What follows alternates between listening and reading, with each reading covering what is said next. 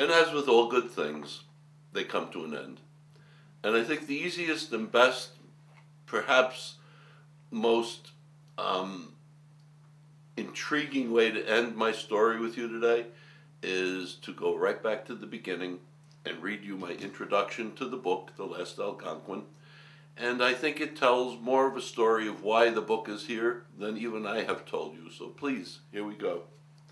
Here at the outset, I think it's necessary to provide a definition for the story you are about to read. It is a hand-me-down. Unlike most of these, however, it is separated from its initial source by more than a year or two. Several generations have had a hand in the molding of this effort. I must point out that many facts and incidents were certainly lost or distorted during the passage of the years. My own lapses are almost surely no less than those of my father, of Joe Two Trees himself, or of his own parents, telling him stories of his origins for that matter. I have tried to strike a good balance between the facts I know to be accurate and the need to flesh out the story with materials from my own experience. Ever since my father originally told me the basic elements in the life of Joe Two Trees, I have always felt this story was simply too valuable to lose. I have tried to preserve all the salient points as well and as truly as I could to keep Joe's story alive.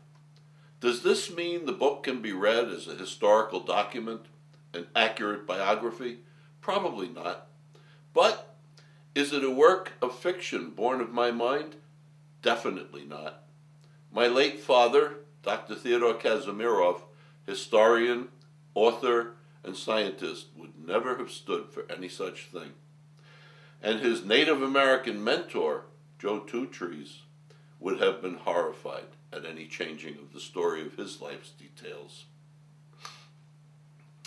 And my wish is to be as faithful as I can to the story as I received it from them.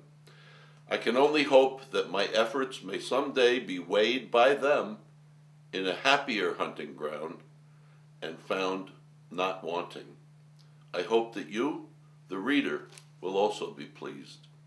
Since the publication of The Last Algonquin in 1982, the production rights to perform and make a movie of it have been actually sold quite a number of times.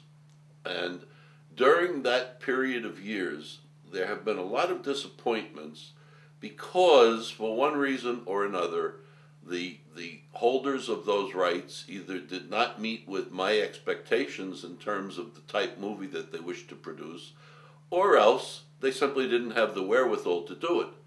But, well, so they paid me for the contract, it expired, and we went on with life. Until one day I was very, very fortunate in a phone call that I received from a gentleman named Phil Moyer. And Phil is a producer with a natural instinct for knowing how to frame movies and how to make the most of the events that take place in a story. I truly feel at this point in life that Mr. Moyer, Arizona Production Company, will eventually be successful in making this book into a major motion picture. And when that time comes, I will have the privilege of seeing it dedicated in some way to my late wife, Elizabeth Kazimiroff, who absolutely thought this book was the most wonderful thing she had ever read. God bless her.